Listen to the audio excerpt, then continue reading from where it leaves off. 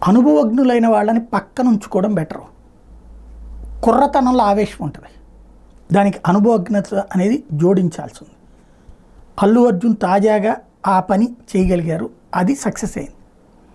వాస్తవంగా చుట్టూ బౌన్సర్లు, అలాగే ఓ రకంగా చెప్పాలంటే బాంచందర కాల్ముక్త అనే తరహాలో ఉండేటటువంటి సిబ్బందితో సాగిన ప్రయాణమే అల్లు అర్జున్ జైలు పాలు కావడానికి, కేసు పాలు కావడానికి, ఇవాళ రోజున అవమానాల పాలు కావడానికి కారణమైంది.